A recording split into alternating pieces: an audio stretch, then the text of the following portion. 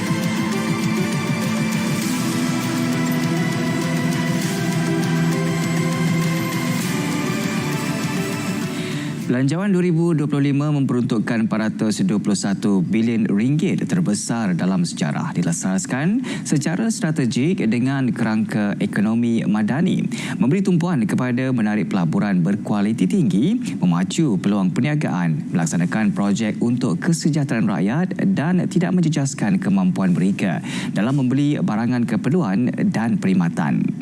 Belanjawan yang dibentangkan oleh Perdana Menteri Datuk Seri Anwar Ibrahim, ia juga akan mewujudkan peluang pekerjaan dan dalam pada masa yang sama menangani ketirisan keuangan untuk meningkatkan kecekapan perbelanjaan awam. Inisiatif yang diumumkan dalam belanjawan tersebut dirangka untuk mempercepatkan perjalanan Malaysia ke arah mewujudkan negara sebagai kuasa ekonomi di Asia serta mencatatkan pertumbuhan mampan dan berdaya tahan. Belanjawan 2025 juga mencerminkan langkah progresif kerajaan madani dalam membela nasib rakyat, meningkatkan ekonomi negara dan memperkukuh tenaga buruh mahir. Selain itu, ia mengekalkan fokus dalam setiap golongan tanpa meminggirkan mana-mana pihak. Semuanya akan kita bincangkan dalam pasca Belanjawan 2025, Belanjawan Rakyat seketika nanti.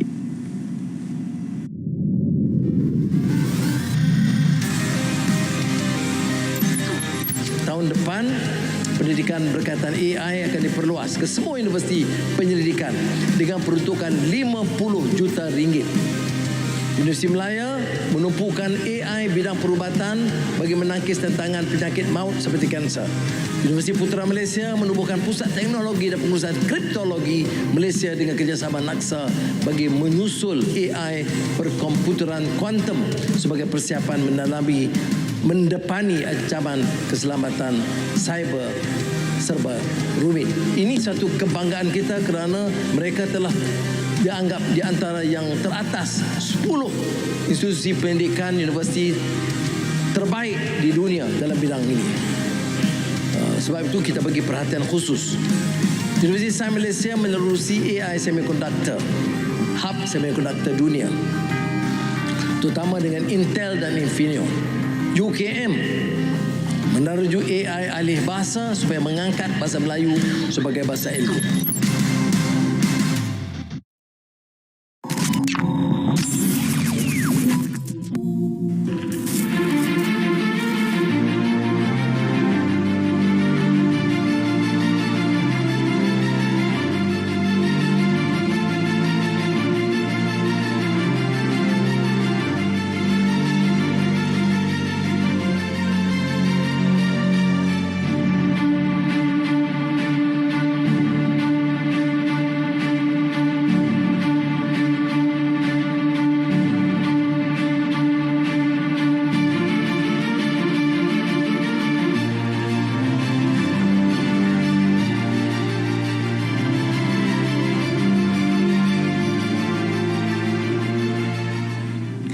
Belanjawan 2025 yang dibentangkan oleh Yang Berhormat Perdana Menteri Datuk Seri Anwar Ibrahim pada Jumaat lalu tetap mendahului keperluan rakyat meskipun berdepan dengan situasi ekonomi global yang mencabar.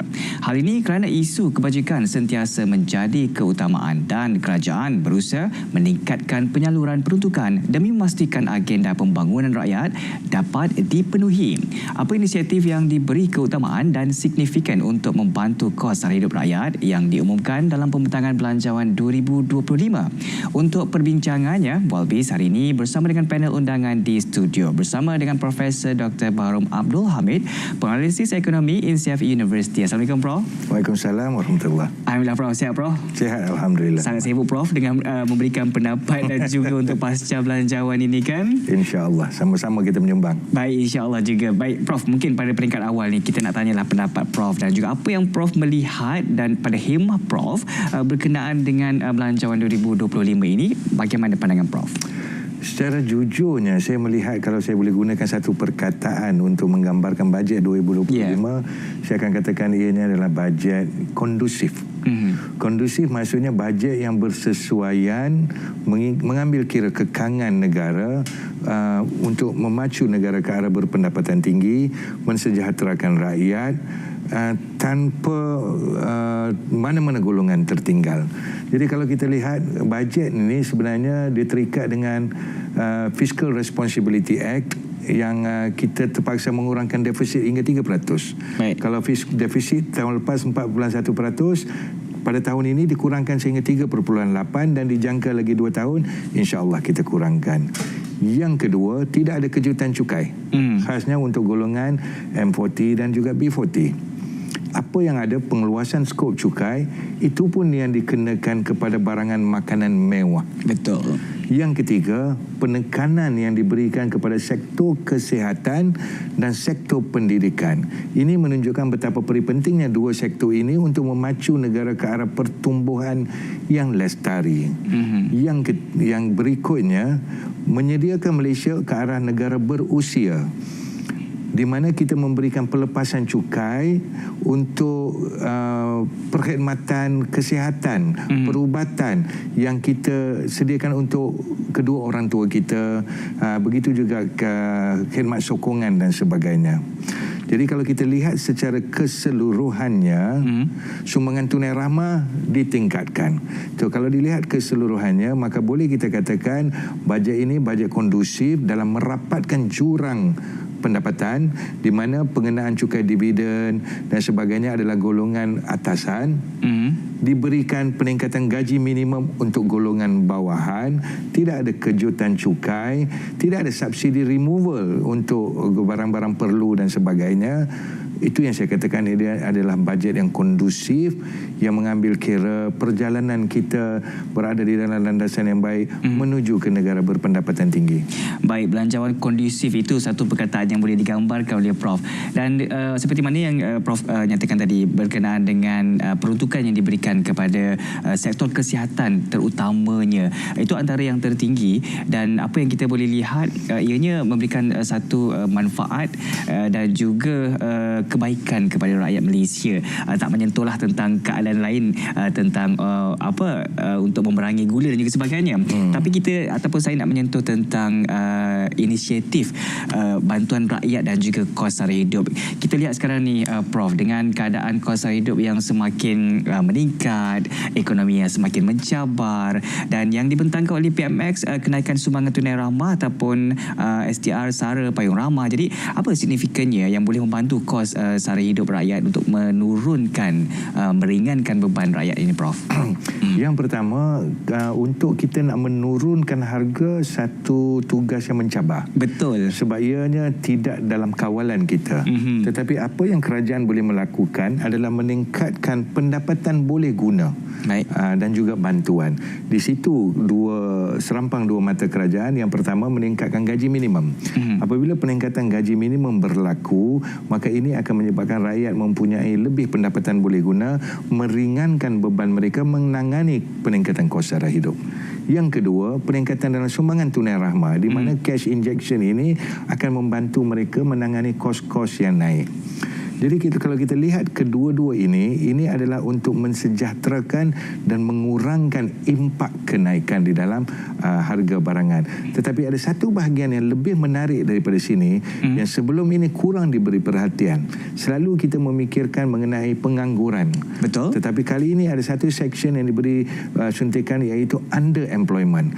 Underemployment adalah di mana apabila graduan bekerja dengan gaji yang tidak simpal dengan kelulusannya, kemahirannya. Ini adalah satu wabak yang sebenarnya berbahaya tetapi tidak diberi perhatian. Tapi kali ini diberi perhatian. Selain daripada peningkatan gaji minima, pelarasan gaji ini juga diberi perhatian. Jadi kalau kita lihat kerajaan melakukan beberapa inisiatif yang dapat meringankan sedikit beban. Tetapi satu bentuk tanggungjawab harus juga diambil oleh sektor-sektor lain, peruncitan, pengeluar, pekedai dan sebagainya, untuk tidak mengambil kesempatan tidak menangguk di air keruh. Betul. So ini memerlukan satu sifat tanggungjawab dan obligasi daripada pihak-pihak keseluruhan. Baik, saya setuju juga, ataupun sebenarnya pandangan kita kalau selalunya lah peniaga dengan ada kenaikan gaji, bantuan sara hidup semakin tinggi, mengambil kesempatan untuk menaikkan harga, memberikan keuntungan kepada mereka. Jadi kita juga memang mengharapkan agar pemain industri khususnya peruncitan ini supaya memberikan satu kesedaran dan juga tanggungjawab bersama.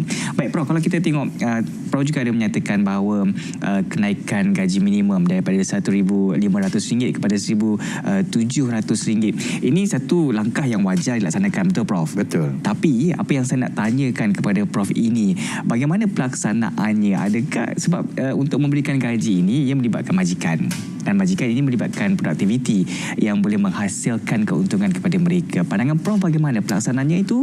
Mudah, sukar atau bagaimana? Okey. Pelaksanaan ini memerlukan pemahaman. Pemahaman dan juga kita kata pematuhan. Yang pertama, pemahaman adalah tidak adil apabila kita senantiasa mendesak bahawa kita nak menjadi negara berpendapatan tinggi, tetapi kita tidak menaikkan tingkat gaji. So dia tak jive benda tu kan. Yang pertama. Yang kedua, alasan lapuk yang sering mengatakan kenaikan gaji akan menambah kos. Jangan lupa, human behavior adalah apabila kita memberi satu pulangan yang setimpal, maka dia akan, produktivitinya akan meningkat. Betul. Yang ketiga, kita dah kata lifelong learning. Jadi gunakanlah peluang ini. Berlaku peningkatan gaji minimum, berilah mereka sedikit kemahiran. Kemahiran ini boleh berbentuk daripada sudut reskilling ataupun upskilling.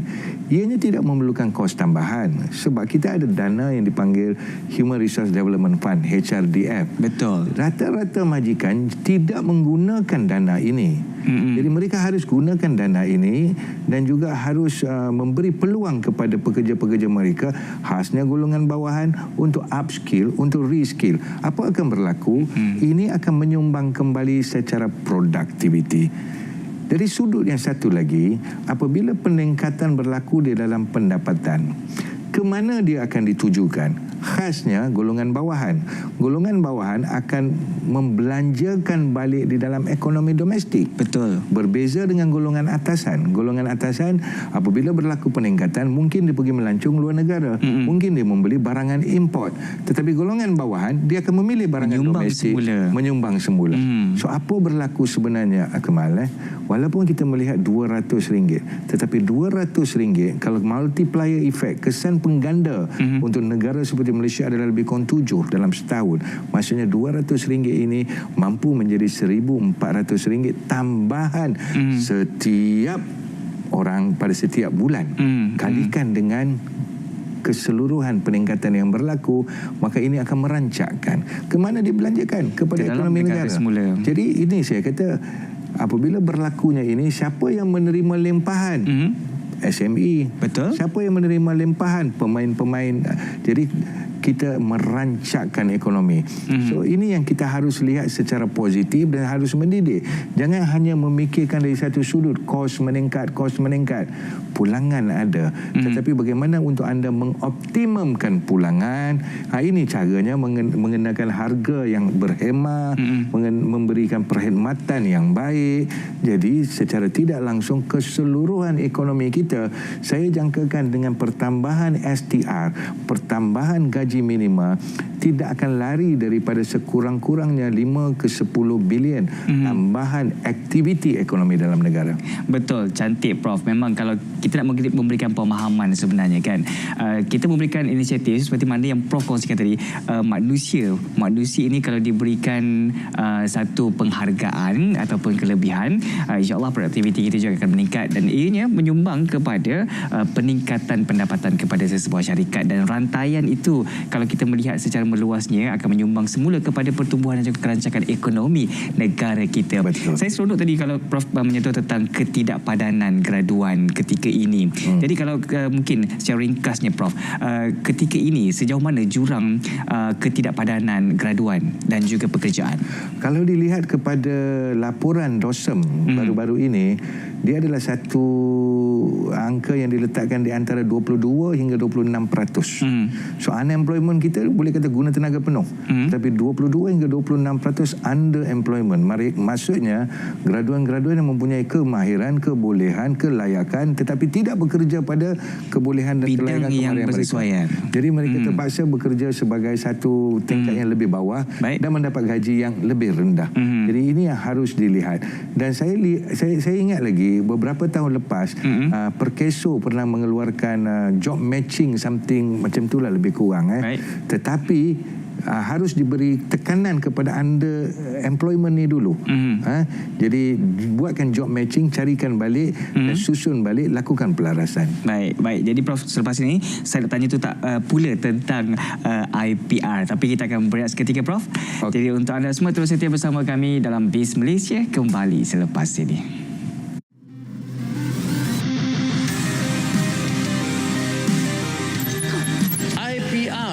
Inisiatif Pendapatan Rakyat ini ikhtiar menoktahkan kemiskinan tegak melalui peningkatan pendapatan rakyat. Melalui IPR Insan, umpamanya saudari Nur Maladiana yang merupakan OKU fizikal membantu suaminya berjaya meraih pendapatan keluarga hampir 2 kali ganda, dan tahun depan 250 juta ringgit disediakan untuk meningkatkan penyertaan lebih ramai rakyat miskin Tegar termasuk OKU mengikuti program IPR bagi menambah pendapatan mereka.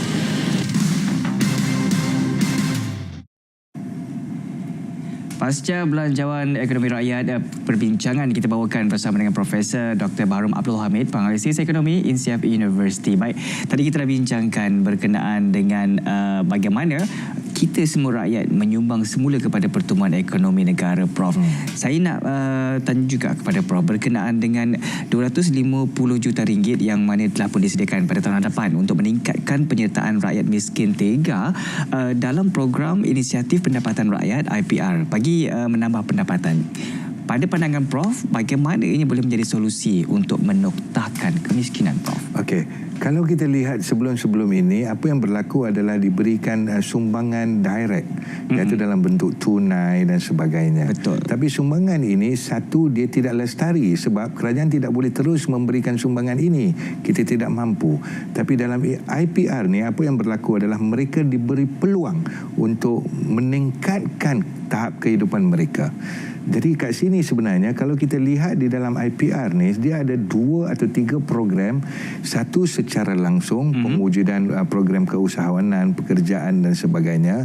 Ada satu lagi tidak langsung di mana di bawah daya cipta kewangan Islam, di mana di situ perlukan inovasi dan kreativiti kewangan Islam, perbankan maupun kewangan Islam sosial di dalam memberi ruang dan peluang untuk mereka yang berada di dalam B10 atau bottom 10% golongan miskin atau miskin Tegar agar dapat memperbaiki kehidupan mereka. Baik. Jadi ini akan lebih lestari dan ini akan menyebabkan mereka mampu keluar atas inisiatif sendiri dan tidak mengharapkan sumbangan semata. Itu saya rasa, dan juga kita rasa semua seperti memberi pancing untuk mereka dengan daya usaha mereka. Betul. Untuk mendapatkan pendapatan, untuk meneruskan rezeki. Bukan hanya memberi dan terus memberi, tapi kita perlu berusaha untuk mendapatkan sesuatu. Dan ini juga akan menyumbang kepada self-esteem. Betul. Jadi golongan ini tidak rasa terpinggir, tidak rasa macam terhina, tetapi mereka rasa mereka juga mampu bergerak sendiri. Betul. Inilah dikatakan secara keseluruhannya yang tidak meminggirkan setiap individu rakyat di Malaysia ini. Baik, Prof, tadi ada sentuh tentang pelepasan cukai pendapatan, yang mana kalau kita lihat daripada pembentangan Belanjawan 2025, pelepasan cukai pendapatan individu ke atas bayaran premium insurans pendidikan dan juga kesihatan dinaikkan kepada RM4,000. Jadi pada pandangan Prof, bagaimana langkah ini dilihat mampu untuk memberi satu penambahbaikan kepada keuangan, khususnya kepada rakyat Malaysia? Okey. Yang pertama, ini akan menggalakkan lebih ramai orang mendapatkan perlindungan. Dan ruang ini juga harus digunakan sepenuhnya oleh penyedia perkhidmatan, baik takaful operator ataupun insurance operator, mengeluarkan program-program atau produk-produk yang berdaya maju. Baik. Dan ini membuktikan bahawa setiap orang harus melakukan pelaburan dalam dua sektor ini, pendidikan dan kesihatan. Dan pelaburan dalam dua sektor ini insya-Allah akan memberikan pulangan, akan memberikan satu safety net pada jangka masa yang panjang. So ini satu inisiatif yang baik, di mana kita katakan jika anda melabur, kami memberi pelepasan cukai. Jadi ini akan menggalakkan, dan saya percaya ini juga akan menaikkan penetration rate kita untuk insurans takaful dan sebagainya, dan juga ini akan menyebabkan lebih ramai mempunyai perlindungan atau safety net, dan ini adalah satu petanda baik menuju ke negara berpendapatan tinggi. Baik, dan kalau kita lihat berkenaan dengan daripada sudut belia juga tidak dilupakan untuk mendapat manfaat dan juga sebagainya, dan kepada pemilikan rumah pertama untuk rakyat Malaysia. Jadi pandangan Prof bagaimana? Ianya membantu? Ini amat membantu, sebab kita juga telah ingin menyampaikan satu signal bahawa pemilikan rumah harus bermula pada usia yang awal. Betul. Maksudnya kadang-kadang kita lihat ramai yang hanya memiliki rumah pada peringkat yang umur yang agak lanjut, dan hampir nak pencen juga. Hampir nak pencen. Jadi selepas pencen, selepas bersara, masih nak servis loan ini, dan kadang-kadang beban itu jatuh kepada generasi akan datang. Dan ini juga akan merancakkan sedikit sektor hartanah. Tetapi harus dipastikan bahawa hartanah yang dijual adalah hartanah mampu milik, bukan mampu tengok, dan juga yang selesa, insya-Allah. Dan kalau kita lihat Prof, dengan inisiatif yang telah pun dirangka oleh kerajaan untuk kesejahteraan rakyat, yang mana ia seiring dengan tema yang diangkat untuk Belanjawan 2025, ekonomi madani, negara makmur, rakyat sejahtera. Jadi mungkin boleh kita kongsikan tanggungjawab kerajaan membentangkan dan juga melaksanakan, tapi tanggungjawab kita sebagai rakyat, sebagai individu ini untuk kita lakukan menyelaraskan dan juga seiring mendapat manfaat daripada belanjawan ini. Bagaimana Prof? Yang pertama, macam saya kata tadi, negara memikirkan cara untuk memakmurkan negara secara keseluruhan. Betul. Dari segi hasil, dari segi tata kelola, tadbir urus yang baik. Tapi pada masa yang sama, apa artinya negara yang makmur kalau rakyat tak sejahtera? Betul. Jadi kerangka telah disediakan, dan kerangka ini telah memberi ruang dan peluang untuk rakyat boleh memperolehi kesejahteraan.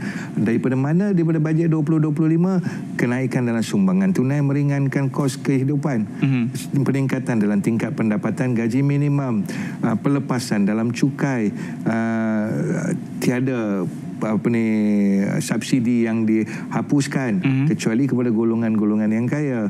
Jadi kalau kita lihat keseluruhan ini, sebab tu saya katakan tadi bajet kondusif. Saya tak gunakan perkataan bajet mesra rakyat, tidak, kondusif. Kondusif maksudnya bajet yang sesuai. Bajet yang sesuai memberikan ruang dan peluang. So kerajaan telah menjalankan peranan dia, tapi baru separuh jalan sebab ini hanya blueprint. Tapi pelaksanaan ini harus dipantau. Pelaporannya harus dijalankan. Yang rakyat memainkan peranan dengan cuba menggunakan setiap ruang dan peluang, seperti melabur di dalam kesihatan, pendidikan, penjagaan orang tua dan sebagainya. Juga yang lebih daripada itu, jangan disebarkan benda-benda yang tidak pasti. Sebagai contoh, selepas bajet 2025 diluluskan, ada beberapa social media mengenai benda-benda yang tidak betul mengenai bajet, mengenai rakyat akan sengsara, subsidi ditarik. Sebab saya kata, bila ada orang bertanyakan pada saya kata pengeluasan SST hanya kepada barangan makanan mewah, avocado, caviar, salmon. Saya kata orang miskin tak terlibat dalam tu. Pengetatan syarat masuk ke sekolah berasrama penuh. Memang itu matlamat asal sekolah berasrama penuh, diwujudkan khas untuk golongan yang memerlukan. Jadi saya tak nampak kat mana yang kekurangannya. Saya rasa bajet kali ini adalah bajet yang prihatin untuk mensejahterakan rakyat. Jadi harus mereka mengambil tanggungjawab untuk sama-sama menyokong, mendukung. Jika ada sebarang konstruktif kritisism, sila lontarkan, tetapi jangan manipulasi dengan mengatakan orang yang berpendapatan 7,000 akan terpaksa bayar harga petrol. Ini semua unfounded. Betul. Jadi kita jadilah rakyat yang bertanggungjawab, beri counter suggestion, criticism, cara dan sebagainya, tanpa memanipulasi dan memberikan gambaran yang salah yang boleh mewujudkan kegusaran. Betul. Jadi rakyat juga harus mendapatkan sumber berita daripada sumber yang sahih. Betul. Bukannya daripada WhatsApp yang tidak dapat dikenali siapa pengirimnya, ataupun TikTok yang kita pun tak tahu siapa.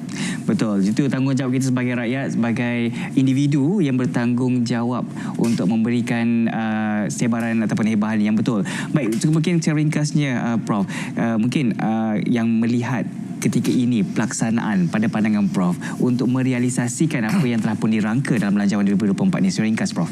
Okey, pelaksanaan ni itu saya kata saya inginkan bahawa setiap suku dilakukan pelaporan mengenai banyak mana tingkat yang telah dicapai. Kalau tidak sampai target, kenapa tak sampai target, apa cabarannya, apa perlu dilakukan. Jangan tunggu sehingga separuh penggal ataupun hujung penggal baru nak kata oh kita gagal, ataupun baru kita nak kata oh tidak dapat disalurkan. Jadi perlu ada pelaporan, dan pelaporan ini harus bersifat universal dan mudah dipahami dan mencakupi segenap pelosok rakyat. Baik, yang paling utama sekali pelaporan itu perlu komprehensif dan juga lebih telus untuk kita semua memahami bagaimana perancangan Belanjawan 2025 ini dapat direalisasikan. Baik, terima kasih kecapkan kepada Profesor Dr. Baharom Abdul Hamid, Penganalisis Ekonomi INSIAF University, untuk perkongsian yang diberikan sebentar tadi. Terima kasih Prof. Sama-sama, Mat. Baik, saudara, segmen Bual Biz itu tadi menutup Biz Malaysia untuk hari ini. Teruskan kesetiaan anda bersama RTM untuk perkembangan semasa dalam berita wilayah seketika nanti. Assalamualaikum dan salam Malaysia Madani. Saya Akmal Hafiz Ruslan.